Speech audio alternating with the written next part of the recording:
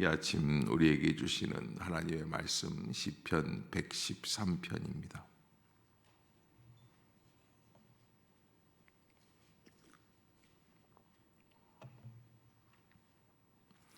자, 이 113편 함께 교독으로 말씀을 보겠습니다.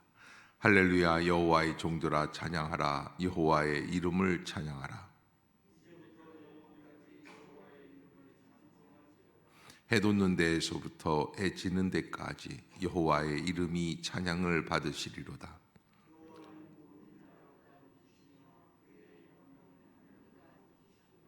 여호와 우리 하나님과 같은 이가 누구리요? 높은 곳에 앉으셨으나 가난한 자를 먼지더미에서 일으키시며 궁핍한 자를 거름더미에서 들어 세워 함께 봅니다. 또 임신하지 못하던 여자를 집에 살게 하사 자녀들을 즐겁게 하는 어머니가 되게 하시는도다.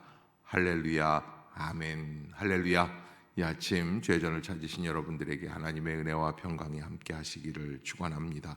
오늘 시편 113편은 할렐루야로 시작하는 111, 112, 113 이렇게 세 시편 중에 끝자락입니다.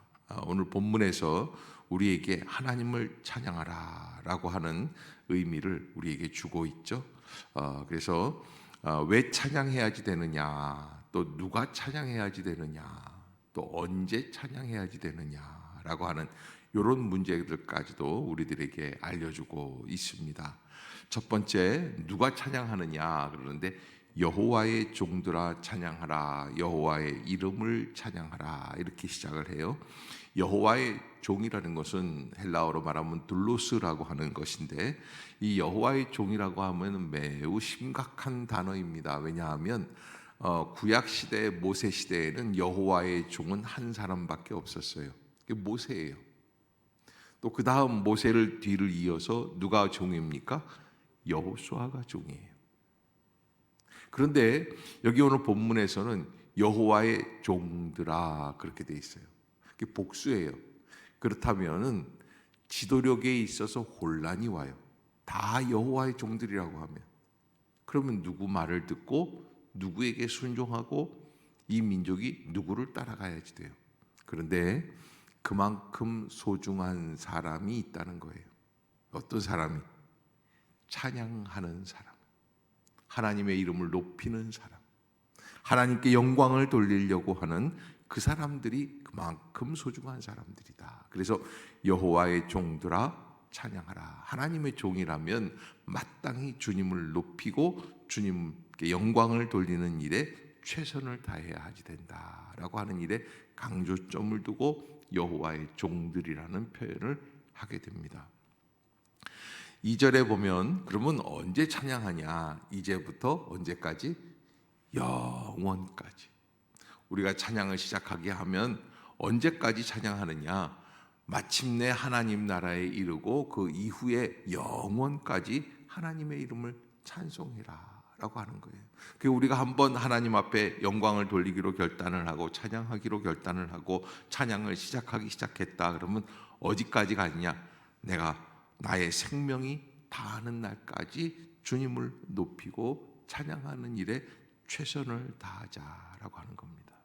곡조 있는 찬양도 있고 곡조 없는 찬양이 있습니다. 그래서 어떤 분들은 기도가 곡조 없는 찬양이라고 말씀을 하기도 하죠. 바울도 뭐라 그럽니까? 항상 기도하라, 쉬지 말고 항상 기뻐하라, 쉬지 말고 기도하라, 범사에 감사하라. 이게 다 찬양의 역사들이에요. 이제부터 영원까지 언제나 쉬지 않고 하나님의 종들이기 때문에 그렇게 찬양하는 삶이 우리 안에서 이루어져야지 되겠다. 3절에 보면 그러면 누가 찬양하느냐, 어디서 찬양하느냐, 이 장소에 대해서 해 돋는 데서부터 해 지는 데까지. 그럼 뭐예요? 전 세계 모든 열방이 다 찬양하라는 거예요. 아멘. 한 사람도 빠지지 말고. 그러기에 우리가 전 세계를 다니면서 그 세계 열방에 있는 모든 사람들에게 알려주어야 할 것이, 당신은 하나님을 찬양해야 할 사명이 있는 사람들입니다 라고 하는, 누구도 빼놓지 않고 해 돋는 데서부터 해 지는 데까지 하나님의 이름을 찬양하게 해야지 되는 거죠. 4절에 보면 여호와는 모든 나라보다 높으시며 그의 영광은 하늘보다 높으시도다. 사실은 하나님을 믿지 않는 열방의 국가들이 있었어요. 바벨론이라든지 아니면 이제 그 이후로 헬라 시대, 헬라에 있는 그리스라든지 이런 모든 그런 나라들이 있지 않습니까? 그리고서는 이제 더 로마로 넘어가지 않아요. 그런데 그런 나라들보다 하나님은 어떠시다? 높으시다. 그렇게 말을 하고 있어요. 그의 영광은 하늘보다 높다. 나라들이 문제가 아니다. 하늘보다 높은 것이 하나님의 영광이다. 아멘. 여러분, 우리가 하나님 앞에서 그 하나님을 묵상할 때 전 세계 온 우주 만물보다 높으신 하나님을 찬양하고 묵상할 수 있기를 주의 이름으로 부탁합니다. 우리가 하나님 앞에 깊이 온전히 묵상을 하고 하나님을 제대로 안다면 우리의 살아가는 삶이 헛된 삶이 될 수가 없습니다. 모든 일에 하나님을 앞장 세울 수 있는 사람들이 되는 것이죠. 5절에 보면 여호와 우리 하나님과 같은 이가 누구리요? 높은 곳에 앉으셨으나. 이제 여기서부터 이제 반전이 나오죠. 그래서 5절, 6절 한번 같이 읽어보겠습니다. 시작. 여호와 우리 하나님과 같은 이가 누구리요? 높은 곳에 앉으셨으나 스스로 낮추사 천지를 살피시고. 아멘. 자, 여러분, 여기 본문에서 6절 맨 앞부분에 스스로 낮추셨다라는 부분이 있습니다. 이게 참 세상 열방들이 체험하지 못한 하나님의 모습입니다. 스스로 낮추사. 누가 애원한 것도 아니에요.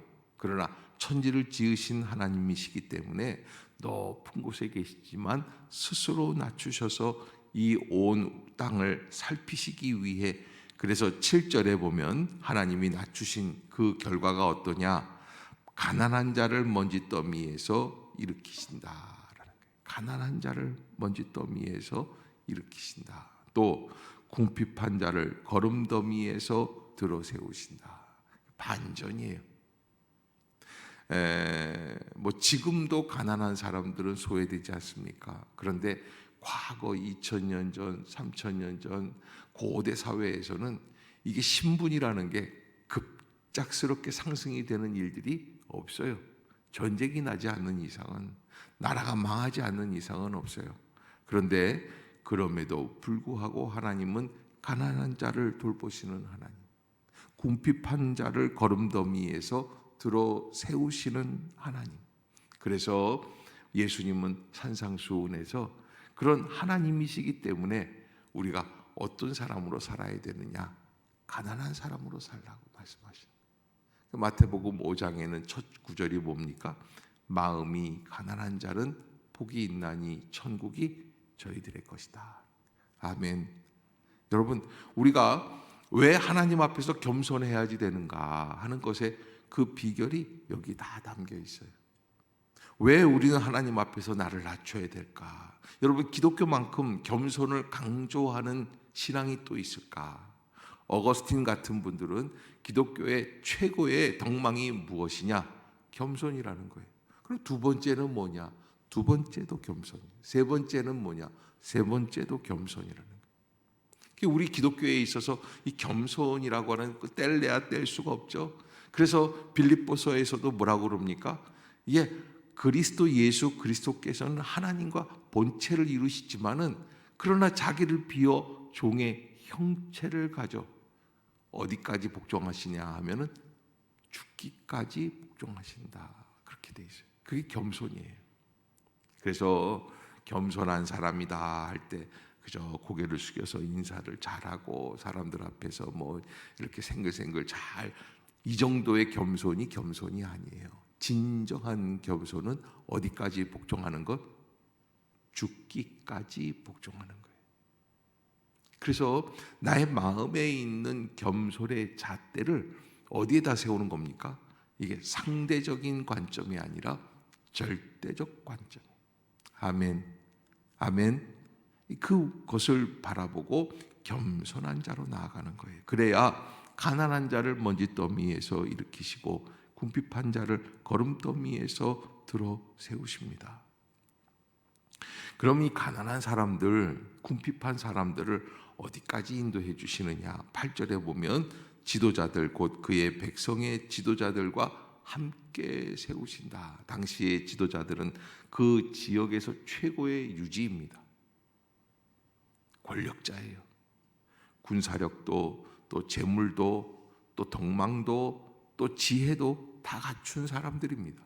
그런데 그런 사람들과 함께 세우실 만큼, 그래서 하나님은 어떤 하나님이시냐면 반전의 하나님, 아무도 소중하게 여기지 않는 그런 사람인데 하나님은 그를 다시 먼지더미에서 일으키시고 걸음더미에서 들어 세워주셔서 지도자들과 같은 그런 높은 권력자들과 함께 세우시는 하나님. 그래서 9절 한번 또 새로운 반전이 또 일어나요. 시작. 또 임신하지 못하던 여자를 집에 살게 하사 자녀들을 즐겁게 하는 어머니가 되게 하시는도다. 할렐루야. 아멘. 가장 마지막 구절에 이 임신하지 못하는 여인이라는 것은 이스라엘에서는 버림받은 여인입니다. 이스라엘 사람들 중에 버림받은 것들의 특징이 뭐냐면 병든 사람이에요. 병든 사람. 두 번째는 이제 남편이 죽은 과부입니다. 세 번째는 시집은 갔지만 아이를 임신하지 못하면 그러면 이혼당하는 사유가 돼요. 우리나라랑 비슷했죠. 그런데 그런 여인이지만 그러나 하나님 앞에 나아가면, 그래서 성경에 대표적인 인물이 있죠. 누구예요? 사무엘의 어머니 한나. 임신하지 못하던 여자를 집에 살게 하신다. 이런 이야기는 집에서 쫓겨날 수밖에 없는 존재라는 거예요. 그러나 하나님은 그를 집에 살게 하십니다. 자녀를 즐겁게 하는 어머니가 되게 하시는도다. 따라해 봅시다. 자녀를 즐겁게 하는 어머니가 되게 하시는도다.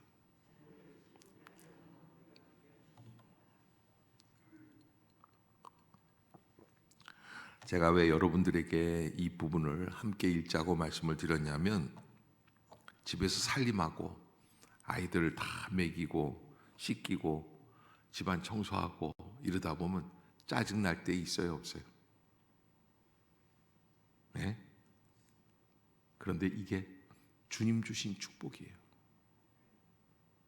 하고 싶어도 못하는 사람이 있어요. 살고 싶어도 살지 못하는 사람이 있어요.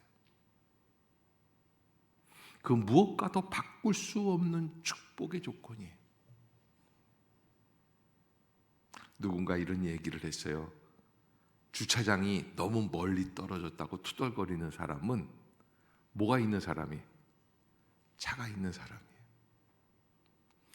집 청소하기에 너무 집이 크다고 그러는 사람은 뭐가 있는 사람이에요? 그냥 집이 아니에요. 큰 집이 있는 사람이에요. 아니, 직원들이 왜 이렇게 말을 안 들어? 짜증내는 사람은 뭐가 있는 사람이에요? 회사가 있는 사람이에요. 여러분, 우리가 우리의 삶을 살아가면서 하나님이 축복으로 주신 것을, 이걸 짜증을 내는 일들이 벌어지게 돼요. 왜? 축복이 일상이 되면 더 이상 축복이 아니에요. 짜증나는 일들이에요. 그러나 우리의 마음을 한번 바꿔봅시다. 아, 그렇구나. 임신하지 못하던 여자를 집에 살게 하여 주시고, 우린 자꾸 요즘 사람들은 이제 코로나 끝나니까 더더군다나 그래요. 지난주에 제주도를 잠깐 하루만 갔다 오는 동안에 보니까 공항에 우리만 제주도 안 가고 있더라고요. 전 대한민국 국민 전체가 다 공항에 나와 있는 것 같아요. 어마무시해요. 그런데 왜 자꾸 나가는 거예요? 사실은 집 안에 사는 게 복인데, 자녀들을 즐겁게 하는 어머니가 자녀들을 즐겁게 하기 위해서 맛난 음식을 차려놓고 가정을 꾸미고 하는 거, 이게 축복의 조건이것만 우리는 저주로 생각했단 말이에요. 마음을 한번 바꿔보자. 축복이냐 저주냐는 것은 한순간에 달려 있습니다. 우리가 하나님 앞에서 이 퍼스펙티브라고 그래요. 이렇게 바라보는 관점이라고 하는데 어떤 관점으로 바라보느냐.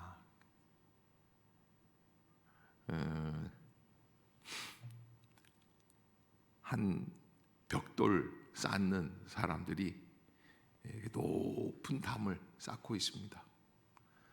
점심때쯤 되니까 담을 쌓던 그 담 밑에 들어가서 이제 같이 밥을 먹습니다. 그런데 김 씨라는 사람이 신앙심이 돈독해요. 도시락을 딱 펼쳐놓고 그리고 간절히 두 손을 모아서 남들이 보든 말든 상관 안 해요. 기도를 해요. 그러니까는 옆에 있던 박 씨, 이 씨, 이런 사람들이 아이고 날품팔이 하면서 저렇게 저 하루 노동을 하면서 야, 하나님이 살아계신다면 너같이 기도하는데 그 맨날 이렇게 노동이나 하게 하시냐? 이렇게 빈정대요. 근데 갑자기 웃기는 일이 벌어져요. 저쪽에 있던 큰 개 한 마리가 와서 기도하고 있는 김씨 도시락을 기도하는 중에 물고 갔어요.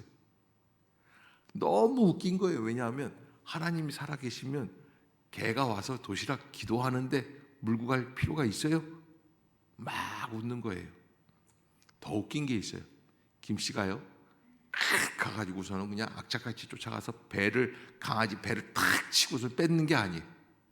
예수 믿으니까 착해서 야 도시락 줘 쫓아다니는 거예요. 개는 점점 더 멀리 가요. 김씨는 점점 더 멀리 쫓아가요. 이게 코미디 중에 코미디예요. 너무 웃겨서 사람들이 웃어요. 그런데요 그때 벽돌이 무너져요. 쌓던 벽이. 그 밑에 있던 사람들, 웃으며 조롱했던 사람들 다 죽어요. 김씨만 살아남았어요. 여러분, 우리가 인생을 어떻게 바라보느냐. 지금 비극의 인생이 있습니까? 답답한 사람들이 있습니까? 그런데 어쩌면 그 답답함이 축복의 전주곡이 될 수 있습니다. 어디 안에서? 믿음 안에서. 어떻게? 하나님 앞에서 이제부터 영원까지 주의 이름을 찬양하겠습니다. 해 돋는 데서부터 해 지는 데까지 하나님의 이름이 찬양을 받겠습니다. 그리고 하나님을 높이며 반드시 합력하여 선을 이루어 주시고 우리 인생의 최고의 은혜의 축복의 반전, 아멘, 아멘. 그 반전을 일으키시는 하나님.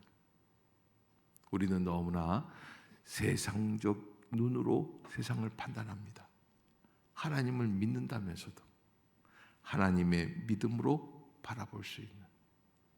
그래서 지금 내가 감당해야 하는 일들이 사실은 너무 귀한 축복이에요.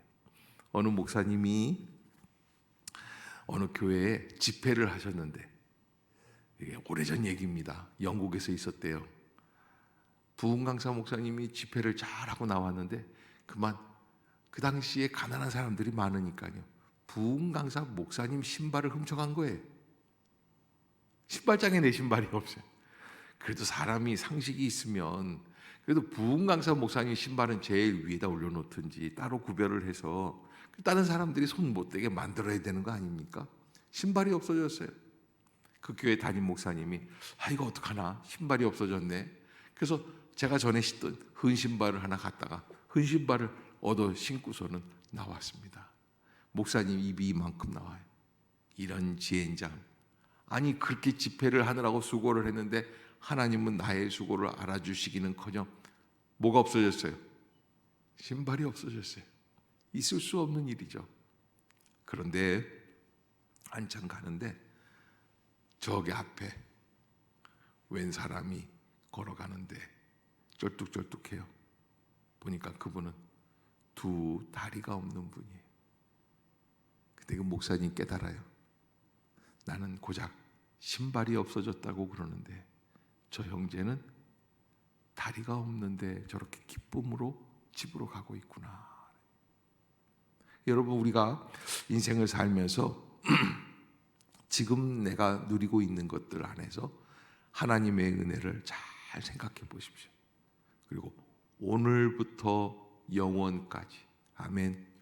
그리고 내가 어디에 있든지 주님을 찬양할 수 있기를, 아멘.